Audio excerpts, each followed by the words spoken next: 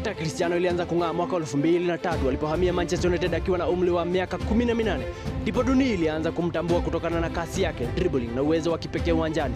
Mwaka 1995 hadi mwaka 2002 Sporting Lisbon alionyesha kipaji kama kijana. Hakujulikana sana kimataifa, lakini mwaka 2003 mechi ya kirafiki kati ya Sporting Lisbon na Manchester United ilimfanya Sir Alex Ferguson kuvutiwa naye na kumsajili mara moja. Mwaka 2007 hadi mwaka 2009 akaanza kushinda tunzo na kufunga mabao mengi.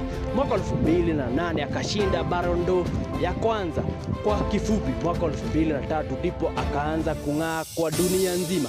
Mwamba huyu, jina kamili Cristiano Ronaldo dos Santos Aveiro, tarehe ya kuzaliwa tarehe 5 Februari mwaka 1985. Nafasi anayoicheza mshambuliaji. Watu wanamjua kwa nini?